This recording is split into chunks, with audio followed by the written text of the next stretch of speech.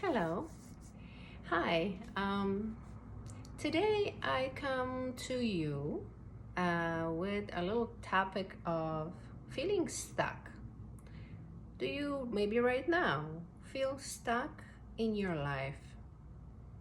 You know, that spot in your life, that time in your life, when on one hand you know that there's so much more and you want something, you don't know what you want, but you want something, so you try to figure it out.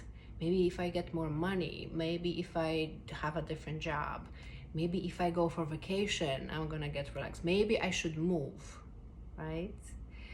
That time in your life where you're like, okay, but some days are like that where I feel the movement forward, and other days it's just like where you really do not want to do much, and you're like, I don't think I have the energy.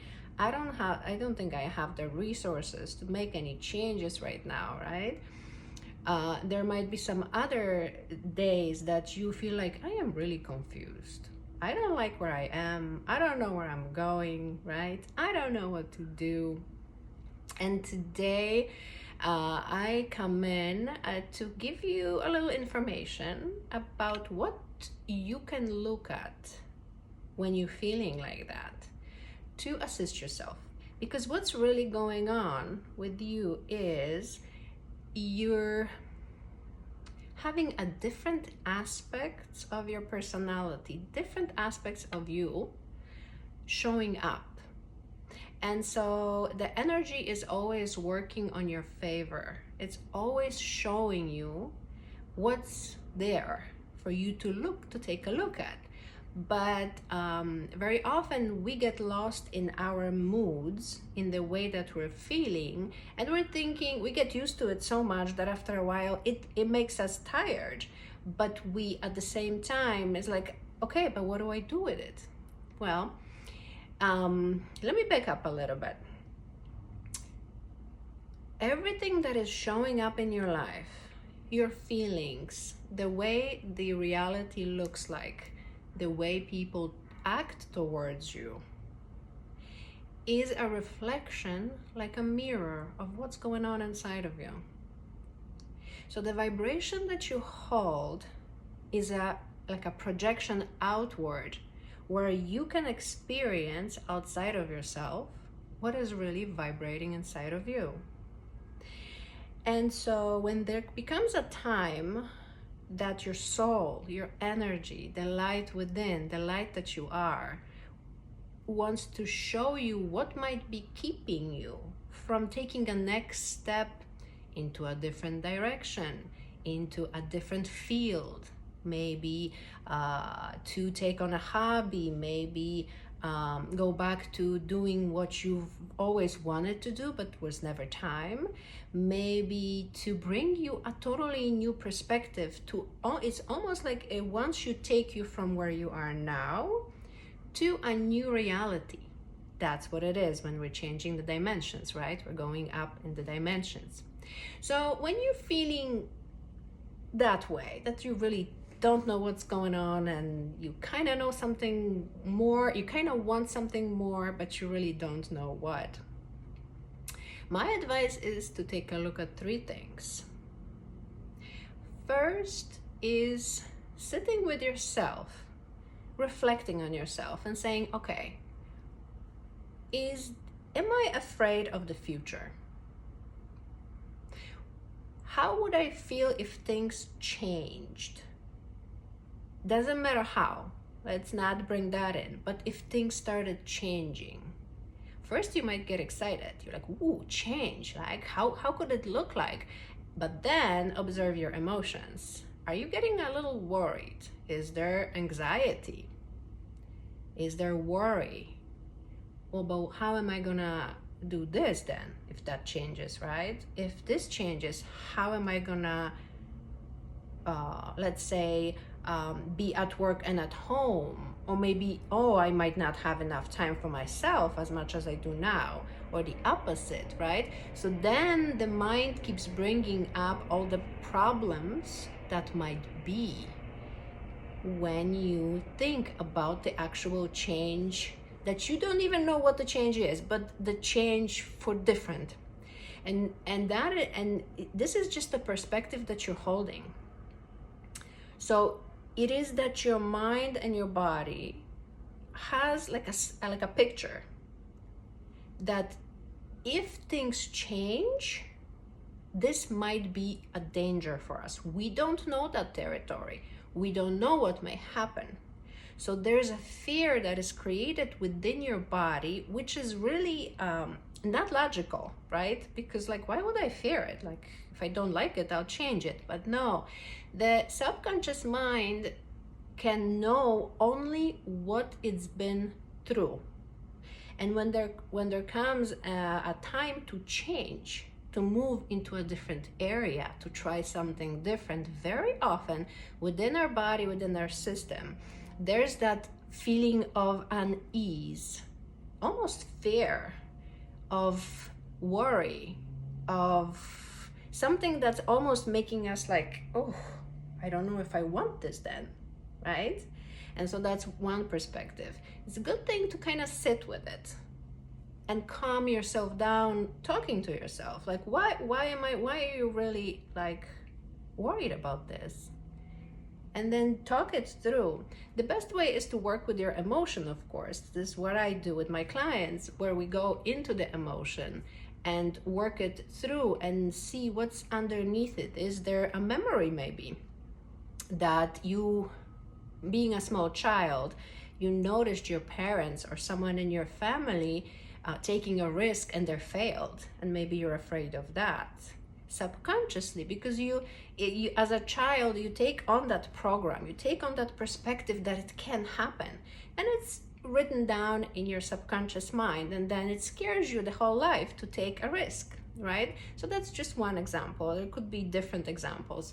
Sometimes you, as a child, you overhear parents talking about a friend who made changes, for example, and now she's really unhappy, right? But you, as a child, you don't really know the whole story. You just feel the energy and the conversation, and somehow it gets written down in your subconscious mind, and now you're holding it on.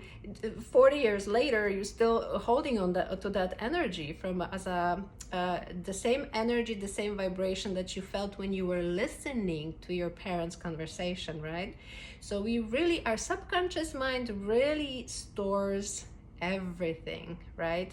So there's a mix of things, and that's why when there comes time for change, that's why you can feel one moment happy, the second anxious, and the third uneasy, and you just don't want to deal with it, and so forth. So this was one perspective where you might hold a belief that the new is really scary. This might not go well. What if I fail? What will others do? What will others say? I might feel terrible then, right? Because I might feel ashamed. That could be another program about it. So that's one, worried about the future. The second one is actually attachment to the past. It is very comfortable for us to stay where we are. And sometimes we want to make changes. For example, weight loss changes. We're like, yes, I'm going to do it, and I'm going to make myself do it, and I'm gonna, this time it's gonna happen. For some people it does, but they need to almost go through that emotional journey too, to convince themselves that is the new me and that is serving me. But also, if you're changing a job, if you're thinking about trying something new, and yet you look at what is and you say, I don't know, I want something new, but this is not that bad, right? So this is another perspective that somehow is keeping you where you are, where you find yourself to be comfortable with what is, even if it does not serve your highest good. It happens very often in relationships. where people are afraid to leave because all of a sudden they're like, well, yeah, but he's a good guy, or she's beautiful. I like to show her off. I mean, whatever the example might be, but it's almost like I will settle for this, even though it's not 100% what I would want, but it's okay for now. I'm safe here. It's okay. And then, the push and pull of like, yeah, but I want something more. And then the next day, I'm okay, where I am.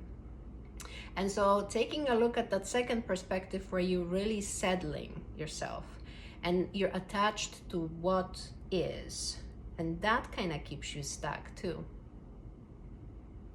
Now, the third one is putting it all together. So the first one was afraid of the future. The second one is feeling comfortable where you are and not wanting really to move anywhere.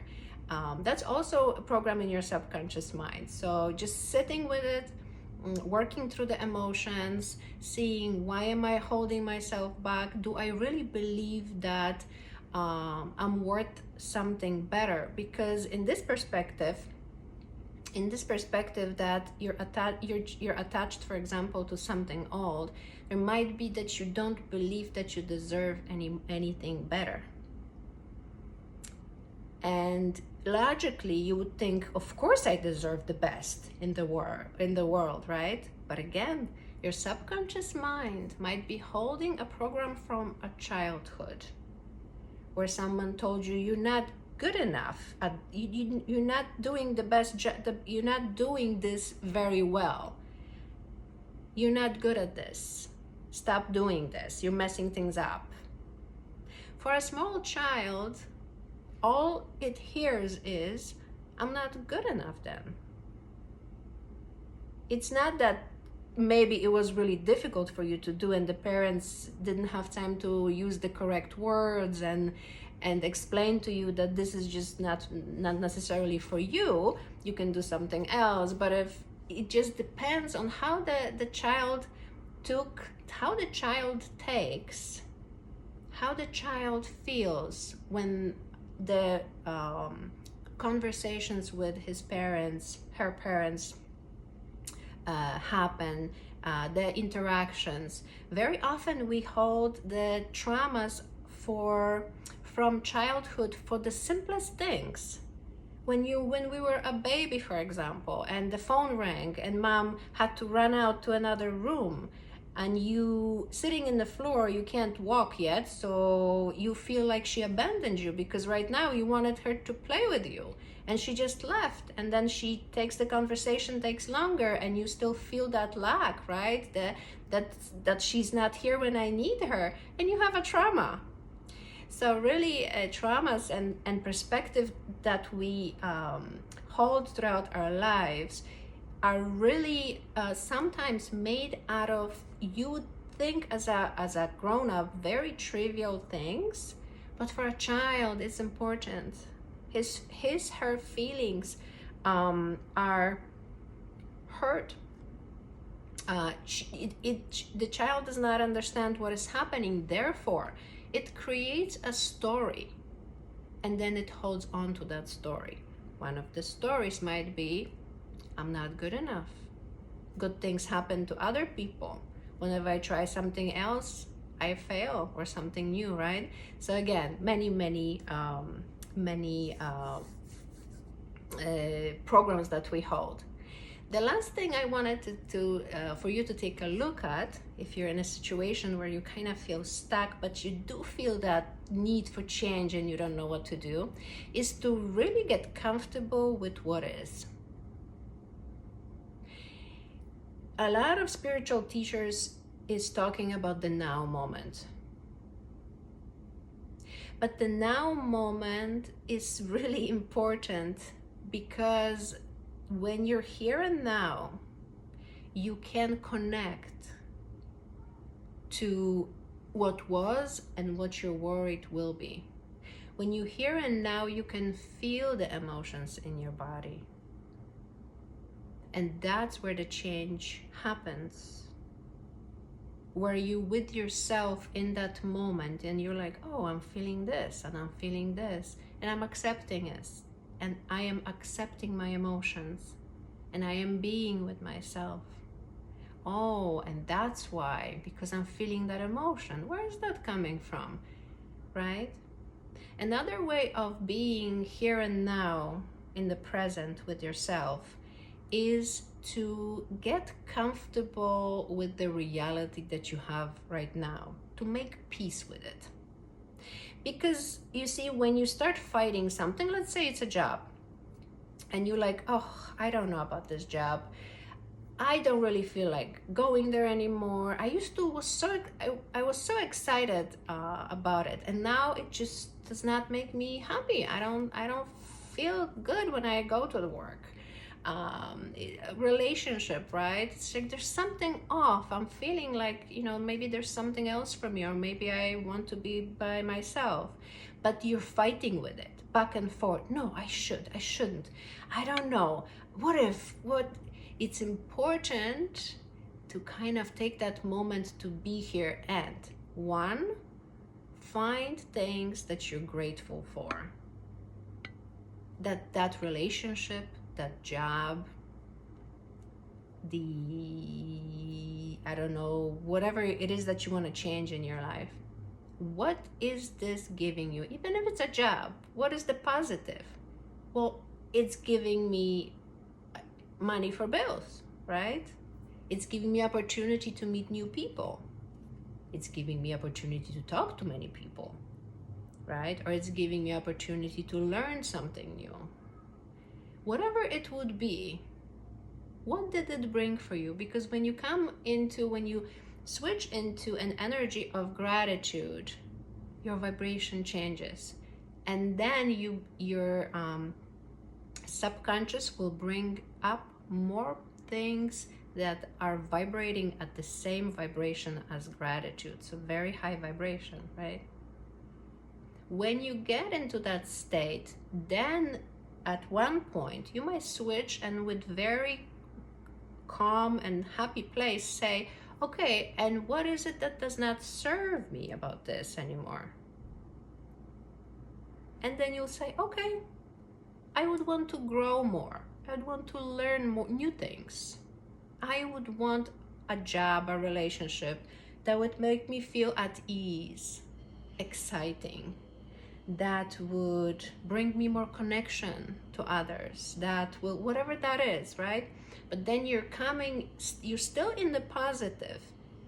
Not like, oh, this job is this and this relationship is, I'm sick of this and this is negative. But when you're in a positive vibration, you think of, okay, what would I want to change? What would I like more of in my life then? Not what I don't like about it, but what would I like more? And usually the things that you don't like, flip them on their head.